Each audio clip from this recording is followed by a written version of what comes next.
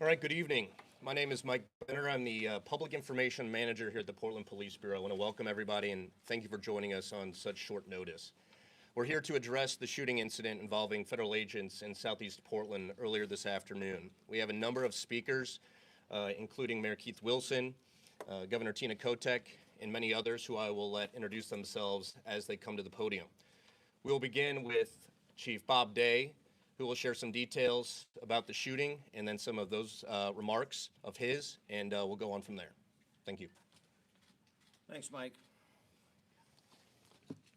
I'm going to share just a few details.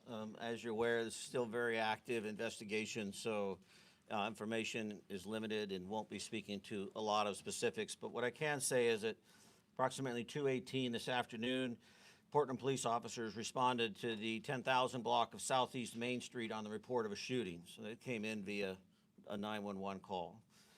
Officers confirmed that federal agents had been involved in a shooting. Portland police were not involved in that incident.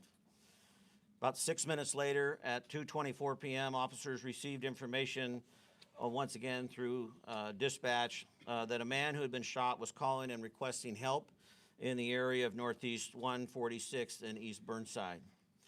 Our officers responded. We found a male and a female with apparent gunshot wounds. Officers applied a tourniquet and summoned emergency medical personnel.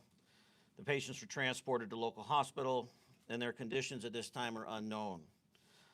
Officers had determined that the two people who were injured in the shooting involving the federal agents from the earlier call. PPB officers secured both scenes, and this is a federal investigation. It's being led by the FBI. We have been in touch with them. We are, in regular contact. This is their responsibility, but when we have these type of events happen in the city, Portland Police Bureau does offer level of assistance. This is not any way, shape, or form immigration related on our end. We do not know the facts of this case.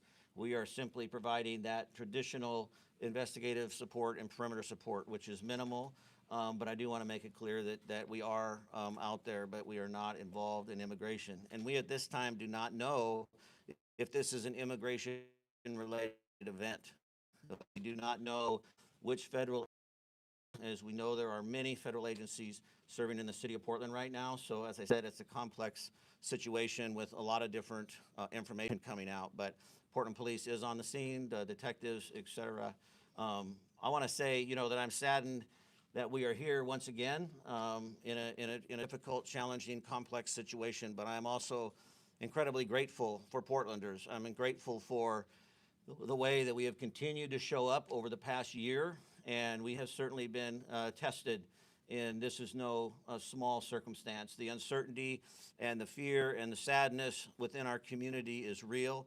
And as the Chief Law Enforcement of the City of Portland, I recognize that, our members recognize that, and we are doing everything in our power to maintain that level of peace and calm and safety. And I want to thank Portlanders who have continued to show up in this space as well, and hopeful that they will do so over the next couple of days, as I'm expecting many to want to express their frustration and disappointment with events today. As I said, this is early on. We do not know the cause. But we are engaged, and hopefully we'll have more information as the evening unfolds. I'm going to turn it over now to Mayor Wilson. Thank you, Chief. And I just want to also just reiterate what he had talked about the city standing tall and really standing together. And I've been before you already too many times under these circumstances, but I'm grateful that every time I do make the call within such a short period of time that the Madam Governor will answer the call, and all of the individuals standing behind me and all of our elected officials and community leaders are standing with us as well. And we've always stood together, and we will continue to stand together. Just one day after the horrific violence in Minnesota, our community here in Portland was witness to a moment of fear, confusion, and heartbreak. Earlier this afternoon, 2 people were shot and injured by federal agents in the Hazelwood neighborhood. Violence in our community is devastating. These are not statistics. These are human beings. Portland is not a training ground for militarized agents. When the administration talks about using full force, we are seeing what it means on our streets. The consequences are not abstract. They are felt in hospital rooms and living rooms, in the quiet moments when families try to make sense of what happened, what is happening. We know what the federal government says happened here. There was a time when we could take them at their word. That time is long past. That is why we are calling on ICE to halt all operations in Portland until a full and independent investigation can take place. Our community deserves answers. Our community deserves accountability. And most of all, our community deserves peace. Earlier today, I spoke with Minneapolis Mayor Jacob Frey. We shared not just our concerns, but our grief for the families who are suffering and grief for the recklessness of our federal government. The administration is trying to divide us, to pit communities against one another, to make us fear one another. Portland, this is a moment to hold each other close, to stand together, to remember that our strength has always come from community, compassion, and solidarity. Yesterday, Governor Walz made an appeal to all of us. Today, I want to say clearly that we stand with Minneapolis, we stand with Minnesota, we stand with Chicago, we stand with LA. We stand with every community that is hurting in our nation, every family that is afraid, every person who feels unseen or unheard. ICE agents and their Homeland Security leadership must fully be investigated and held responsible for the violence inflicted on the American people in Minnesota, in Portland, and in all the communities across America. The Federal Protective Service claims values such as service, integrity, honor, and vigilance. This is the moment to live those values, not behind masks, not through intimidation, but through transparency, accountability, most of all, humanity. So thank you. I'd like to turn it over to the governor. Thank you, Mr. Mayor. Thank you, Chief Day. Good evening, Oregonians. We are standing here today united as a state, wanting peace and safety in our communities. We are all shaken and outraged by another terrible, unnecessary, violent event instigated by the reckless agenda of the Trump administration.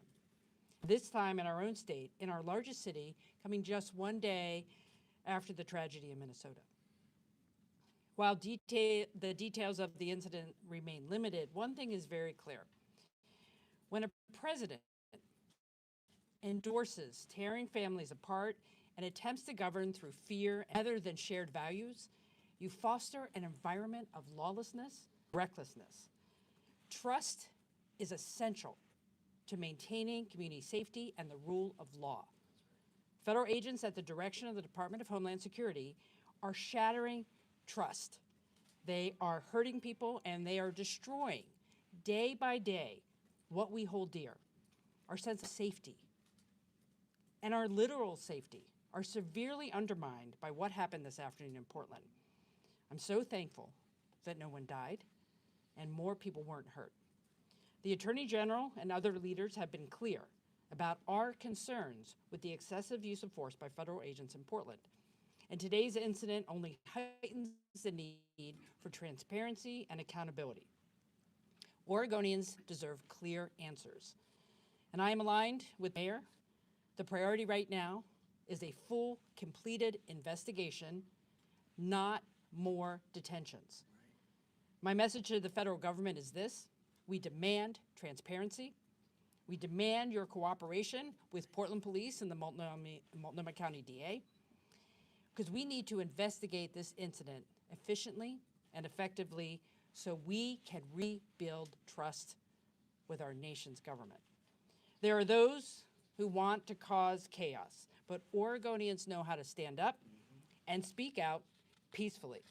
We must remain united in peaceful opposition to efforts to tear our community apart. We must not turn against each other. We must stand neighbor to neighbor. We must not take the bait. And I want to end by saying I'm grateful to the first responders who have been managing this incident today here in Portland. And we stand united with Americans across our country and with Minneapolis and Minnesota in light of these very troubling events. Thank you. I'd now like to hand over the podium to Senator Casey Jama, Democratic leader in the Oregon Senate. Well, good afternoon or good evening, everyone. My name is Senator Casey Jama. I also serve as the Senate Majority Leader.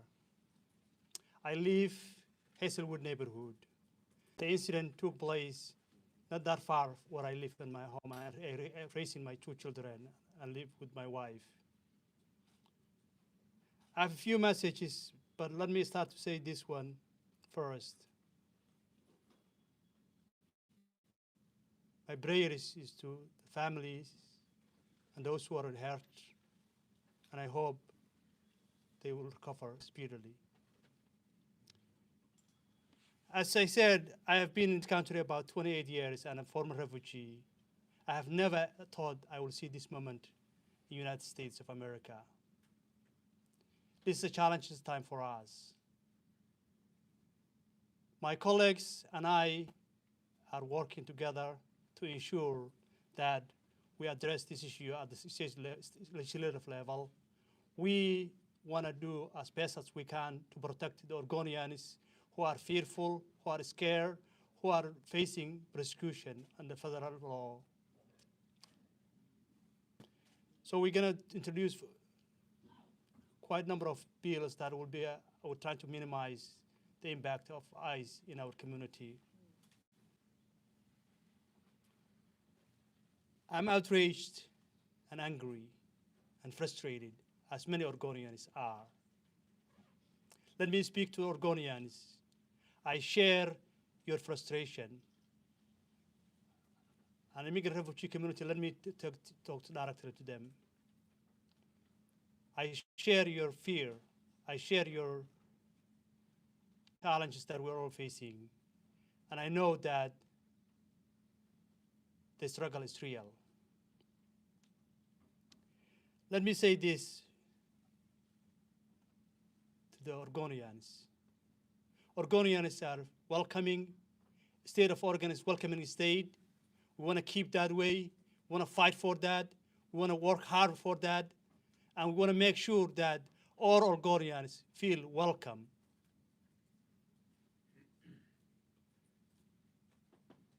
Let me say to this to the federal agencies and the ICE.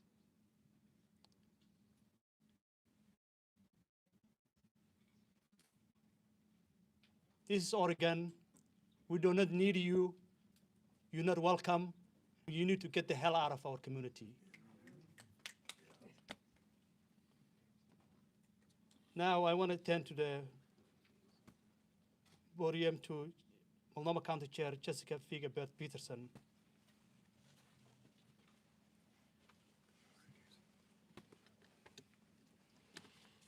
Good evening, everyone. If we were living in anything close to normal times, we would not be here right now. We should not be here right now because federal agents should not be in Portland neighborhoods shooting people. We should not be here right now because Renee Nicole Good should be alive and with her family in Minnesota right now. I want everyone to know that Multnomah County stands united in support of our immigrant and refugee neighbors and everyone opposing this injustice. I am proud to be joined tonight by Commissioner Moyer, Commissioner Edwards, and Commissioner Jones-Dixon. Enough is enough. The terror and violence ICE is causing in our neighborhoods must end now. At this moment, we don't know what precipitated the incident, the circumstances that led to the shooting, or the identities of people involved. The FBI will be leading the investigation, and they need to allow local law enforcement to participate, and they need to be transparent and accountable to local governments. We know that this news is incredibly alarming and upsetting. We know what happens today speaks to a fear that we have had since last fall when federal law enforcement and immigration agents first increased their presence in our community. Multnomah County will not stand by as federal governments attack our neighbors. Just this morning, our board unanimously voted to extend an emergency declaration in response to the ongoing harm of ICE activity, and we will keep showing up in every way that we can. During our vote, I shared that over the holidays, my office received a string of emails and calls from neighbors in the Brentwood-Darlington neighborhood who are asking for help to find 2 neighbors who were kidnapped by federal agents the day after Christmas. Both of these people are the primary breadwinners for their families, and their children attend the local elementary school. As a parent, my heart breaks for their families and the whole community that has been impacted by these cruel actions. Add to this the horrific murder of Renee Nicole Good in Minnesota, the dozens of lives that have been lost in ICE detention this year, and now a shooting here in Portland. And we can only conclude that this federal activity is a threat to our entire community and is a threat that is growing every day. In light of this, our community is calling on us to act, to deploy resources to support the families impacted by federal activity, and to do all that's in our power to ensure the safety of neighbors going forward. That's what the state of Oregon, Portland, and Multnomah County leaders have done and will continue to do as we respond to this crisis. That's what the people of Portland have done, representing the best of Portland to the whole nation as we continue to stand up for injustice. Thank you to all of you who have come out to protest the cruel and authoritarian actions of this administration while representing Portland's values. Keep showing up the way you have been. Keep raising your voices. Keep showing everyone who we are. Our neighbors and the literal crosshairs of this administration need your support now more than ever. Our solidarity is our strength. These are dark times. There's no getting around that. But I know that together we will persevere. Thank you. And now I would like to turn it over to Portland City Councilor Loretta Smith. Good evening. My name is Loretta Smith, and I'm a counselor from District 1. I stand here with my other counselors, Counselor Candace Avalos and Jamie Dunphy. This situation just got real. This is not a PlayStation moment where you can shoot folks and they come back alive again. I live in that district. The struggle is already real for immigrants and refugees who live in our community and our neighborhoods. And now I have to go home and tell my son and my 3 grandkids that they cannot stop for law enforcement because they're going to be afraid by looking at law enforcement that they might have the same thing happen to them that happened today. That is so unconscionable that just a day later, what happened in Minneapolis happening right here in Portland. This is very personal for me. And people who look like me, they shouldn't be afraid to walk around in their neighborhoods, walking to school in the morning with their kids. They should feel comfortable in their neighborhoods. And now we're disarmed now. We don't know who to trust. But I want to say here, I support the mayor, I support the governor in their efforts to do the things that we need to do to get ICE out of our state, in our city, in our neighborhoods. The harassment, the violence, the unconscionable walking around and infiltrating our communities as if we're some sort of third world country. It's not cool. And it's not something that we should support. I feel good, I feel strong standing next to my elected leaders and my community leaders behind me. We have to do whatever we need to do to make sure that ICE is no more. Thank you. I'd like to introduce Latino Network and Tony DeFalco. Good evening. Tony DeFalco, Executive Director at Latino Network. We are hurting tonight in our community. We are tired of this violence in our community, and we're pissed off. Just last week, we buried one of our young people from gun violence, not less than a mile from this site at 148th and Burnside. This kind of violence is nothing new to our neighborhoods here in Portland and Multnomah County, and we've been working hard for decades to reduce this trend of gun violence by private individuals, but worse, by state-sponsored violence in our neighborhoods. And for this to happen tonight, in many ways, is not a surprise to us. It has been perpetrated upon us for many, many decades as part of routine operations to balance power against our community. So tonight, we have a few calls to action. One, we call on our state leadership to continue its efforts to minimize the role of federal authorities in our communities and to enact legislation in the short session that allows for private right to action, to sue, to enable our Attorney General and others to bring charges against the perpetrators of these violent acts, and to go even further to protect immigrant communities from this ongoing violence and oppression. Two, we desperately need investment in our community. We are picking up the pieces. 2 weeks ago, 2 mothers were taken from their families. In our community, the mothers are the glue that holds everything together. And by targeting mothers, they are trying to rip away the fabric of our very community.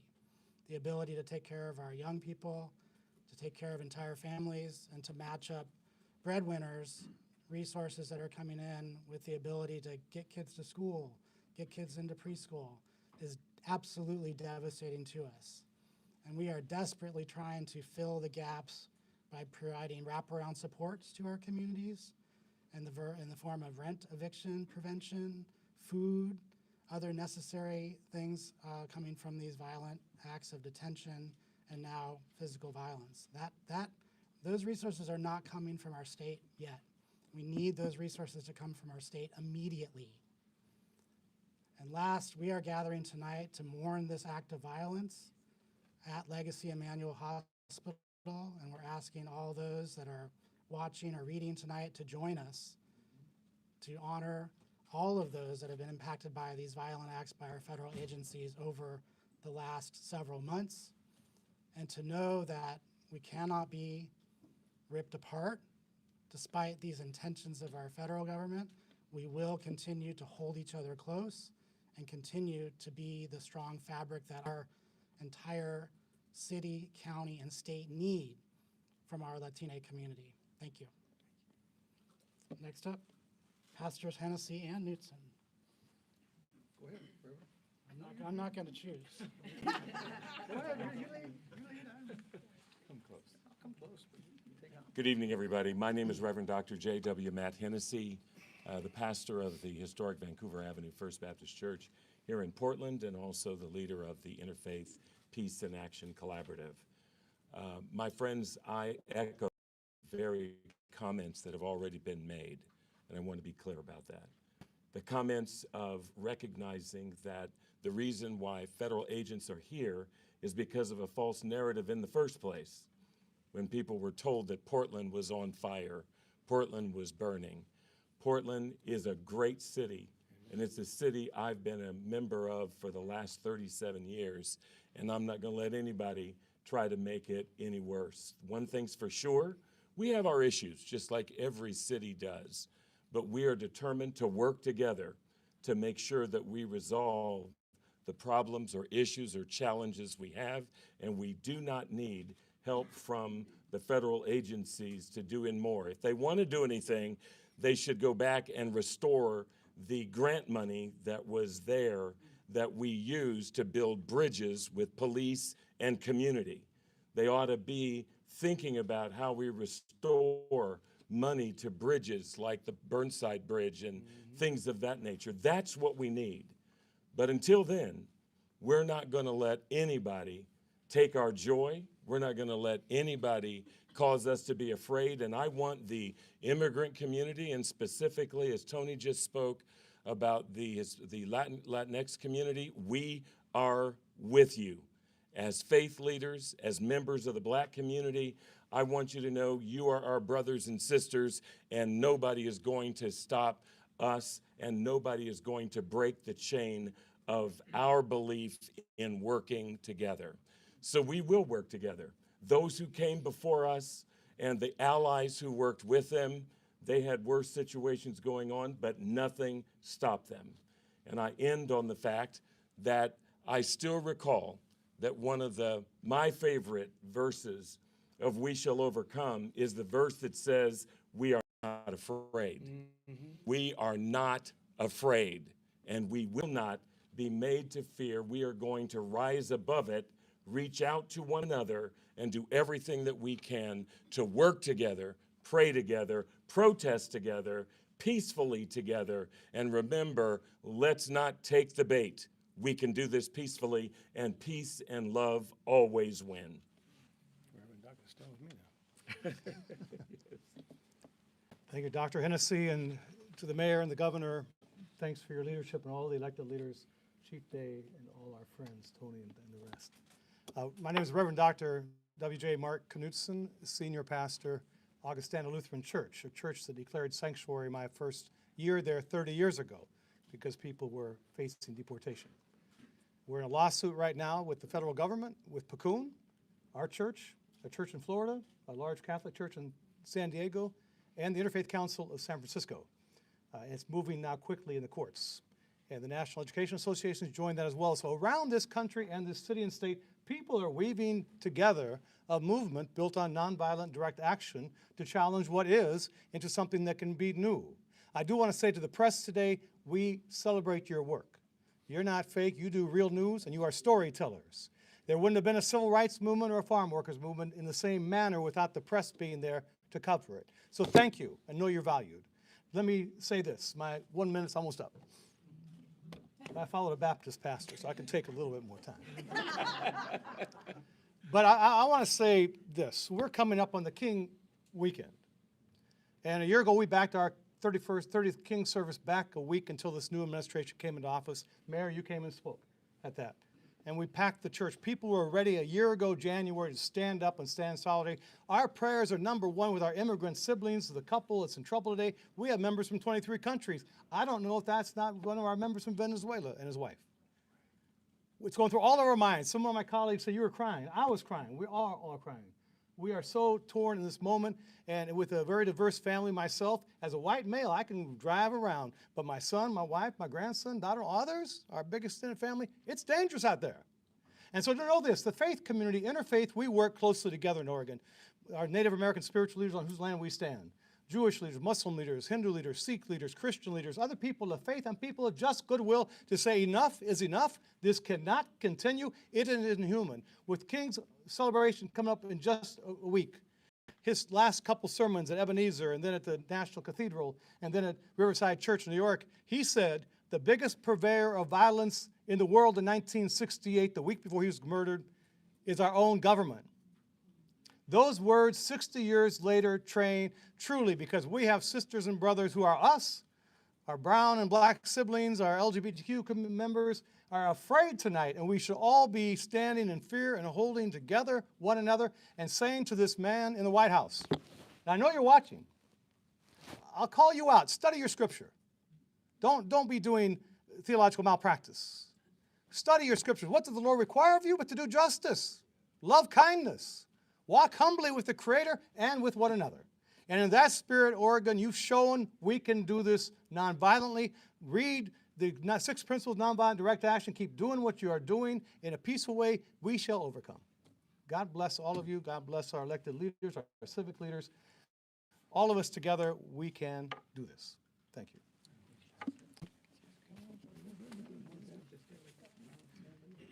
I'd like to call up Jessica Maravilla with the ACLU. This is tall. Okay. Good evening. My name is Jessica Maravilla, and I'm the Policy Director for the ACLU of Oregon. We're an organization dedicated to protecting civil liberties and civil rights, and a core part of our work is defending immigrant and refugee rights. As you heard today, less than 24 hours after Renee Nicole Good was shot and killed by ICE in Minneapolis, 2 people in our communities were shot by ICE here in Portland. Our hearts are with those who were injured, their families, and with everyone carrying fear tonight, because this is not an isolated incident. This is the continuation of ICE harming our communities. While there is still much we don't know, we do know this. People are in the hospital tonight because of the actions taken by our federal government, funded by our tax dollars. And this did not happen in isolation. For months, federal immigration agencies have operated with impunity, deploying heavily armed agents into American communities, smashing car windows, dragging people from their vehicles, tear gassing peaceful protesters, and terrorizing neighborhoods. This is what it looks like when a government brings a war posture into everyday life, into streets, into sidewalks, and communities where people are supposed to be safe. Si sienten rabia, no están exagerando. Esta no es seguridad. No es seguridad pública. Es intimidación como política. Everyone deserves dignity. People deserve to go to work, to take their kids to school, to go to medical appointments, to live their everyday lives, and stand in solidarity with neighbors being harmed, without fear of being detained, harmed, or killed by the federal government. Nadie debería vivir con miedo simplemente por existir. No human being is collateral damage. Renee Good and the 2 community members shot today are human beings. They are our neighbors. Her death, alongside the violence we witness here today, is a warning about what happens when cruelty is normalized and accountability disappears. This is about law versus lawlessness, dignity versus fear, and whether we will tolerate violence carried out in our name.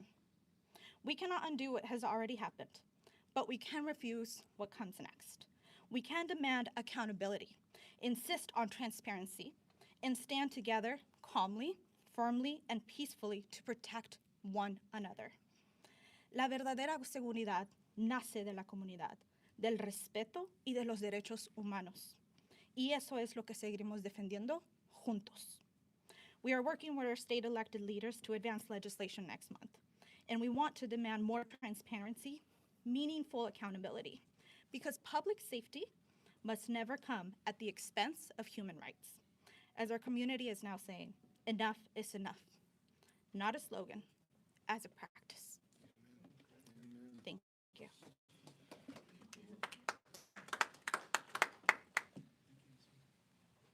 Buenas tardes, everyone. Mi nombre es Andrea Valderrama, el representante estatal del Distrito 47, Outer East Portland. Good evening, everyone. My name is Andrea Valderrama. I'm the state representative of House District 47, and I live in the Hazelwood neighborhood.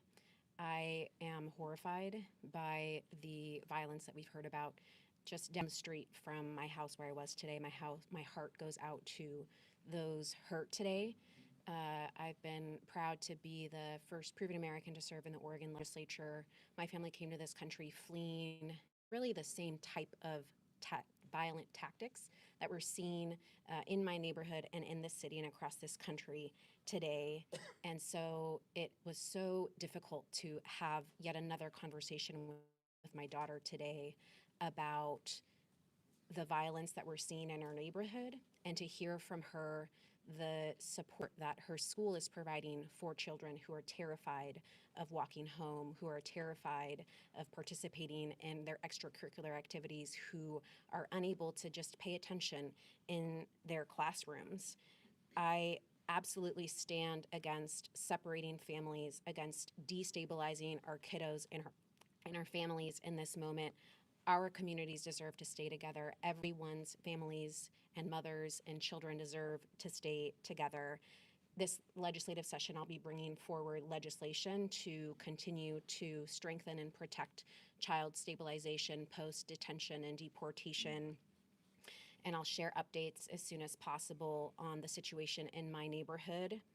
I think the last thing that I just wanted to share is, as we are horrified and as I continue to mourn and do what I can as a mother to remain calm and provide peaceful support to her, I continue to feel hope with all of the incredible leaders that we have in this state, from our governor all the way down to our school district, to our neighborhood. I know that in Oregon, we are resisting peacefully. We are resisting in the way that we can, and I want to thank everyone here today and the leaders, whether you are a fellow mom in the neighborhood or our state governor. I'm so appreciative of all of the support and know that we continue to resist always and stand with you. Thank you.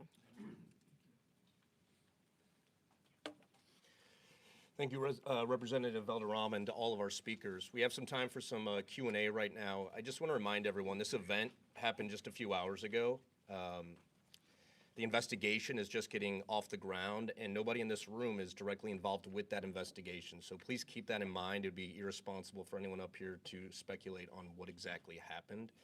All that said, we thought it was important to address this incident. With that, we'll take Q&A. Please state your name and who you're with and who the question's for. We'll start with Anna Griffin. Anna Griffin from the New York Times. Governor Mayor and Tutte, what are you actually hearing from the feds right now?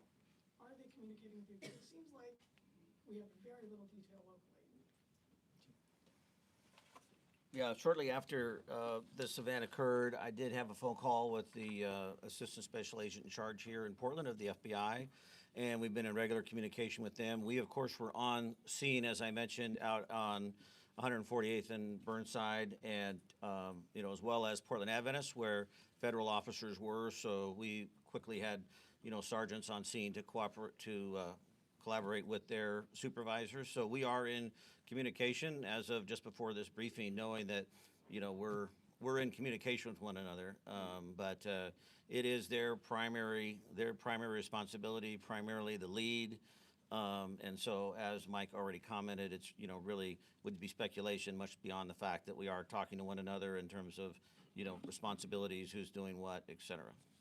Are you hearing from DHS, Governor? No, I've not spoken with the federal government at all. I'm Chief Day Adrian Thomas with KPTV. DHS put out a statement this afternoon on this incident saying that one of the individuals was connected to a previous shooting in Portland.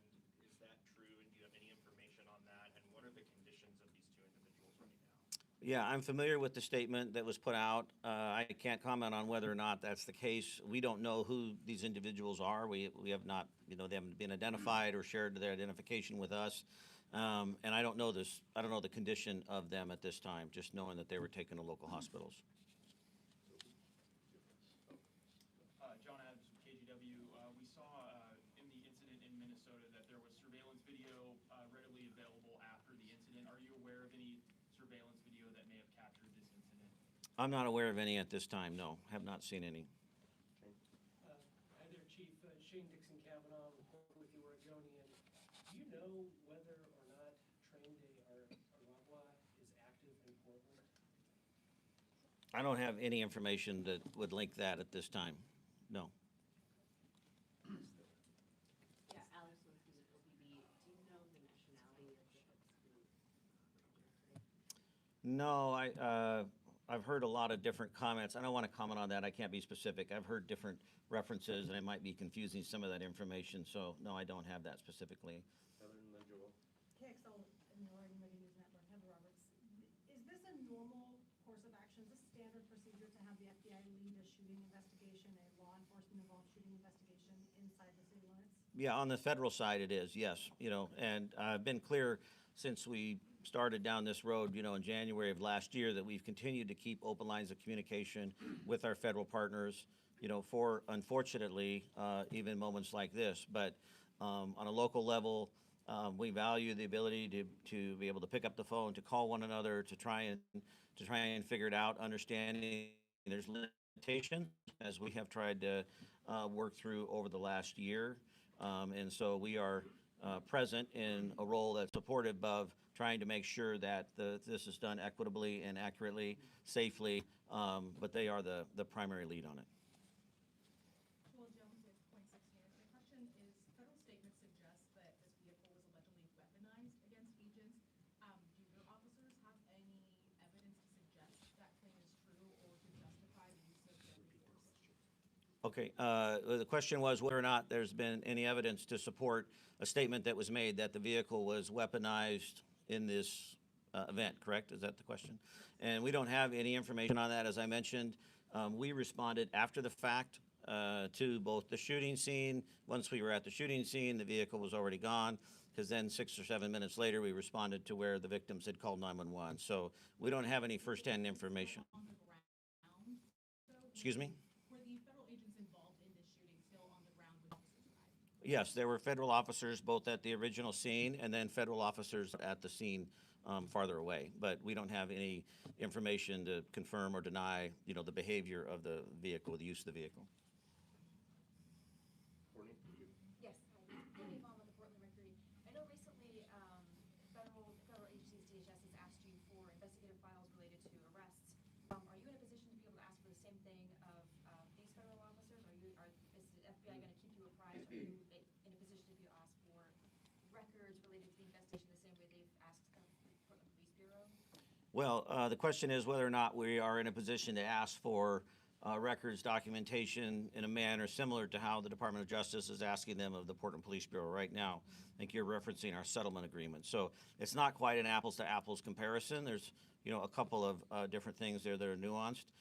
Certainly there is an opportunity for, whether it be the city of Portland or the state of Oregon, to make a request for that information. I mean, from a public record standpoint, whether or not, that process will bear any fruit, I don't know. Different than the conversation we're having around the Department of Justice attempting to utilize settlement agreement to retrieve information that we believe they don't need to have access to. Do you expect the FBI to keep you apprised of the status of the investigation as it unfolds? Well, this is uncharted territory for us. I'm not exactly sure. Frankly, there's a lot of competing interests, as we know, in this area. I value, like I said, our local partnerships and the communication and transparency that we have shared. But there's also a lot of cooks in the kitchen here with a lot of strong opinions. And all I can say is, in the moment, we have had lines of communication. Whether that will change or not over the course of time, I don't know. Do you have a sense of how many federal officers were involved in the shooting and maybe how many shots were fired? No, I don't have the details of that right now. Anything else? Question. My name is Ernesto, Chief Executive with Hacienda CDC.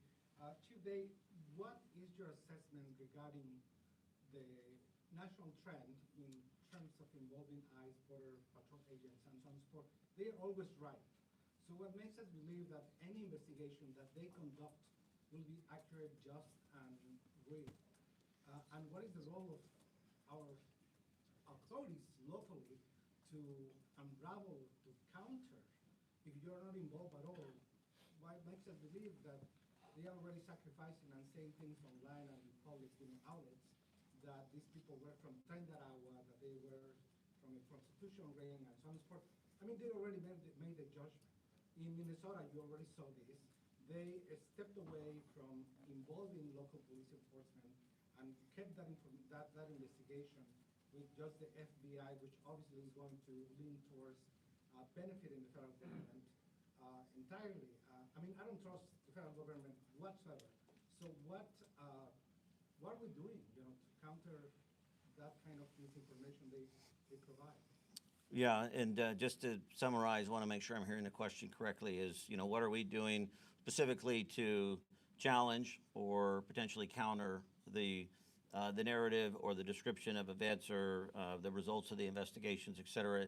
And this has really been sort of the crux of the conversation over the last year, and it's something that weighs heavily on me as a local law enforcement leader. What is the position not only of myself, but also the Portland Police Bureau in general? We are actively working with as many folks as we can, whether it be our city attorney, the Attorney General's office, the governor's office, et cetera, the mayor. We are constantly evaluating what is our role.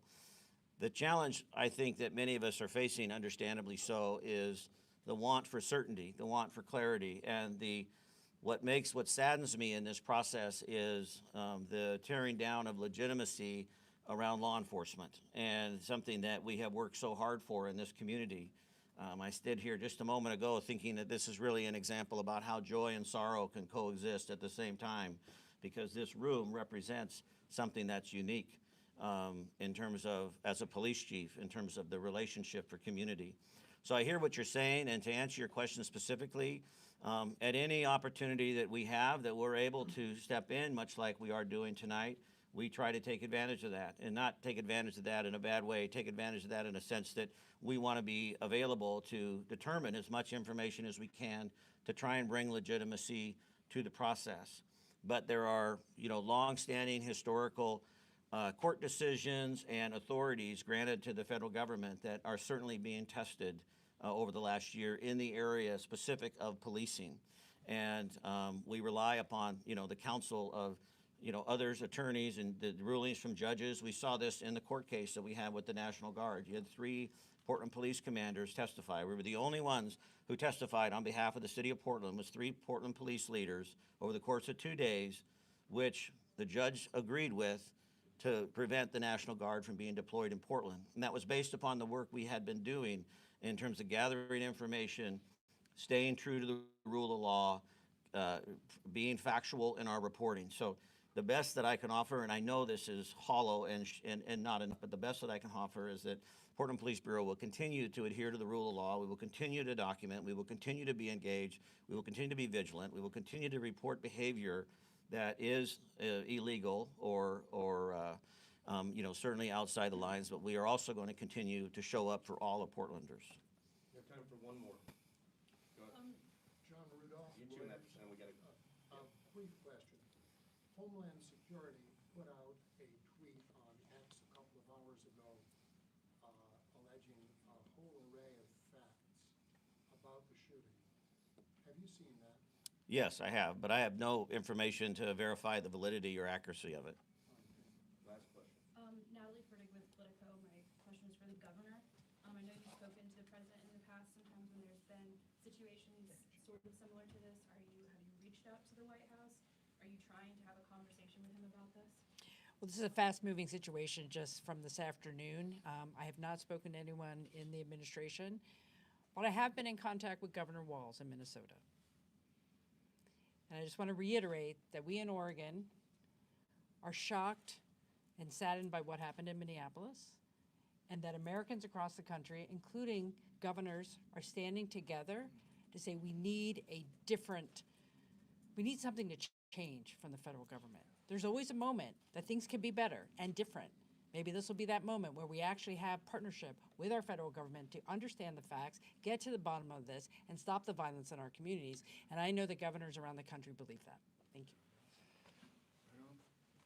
you. Thanks, Mike.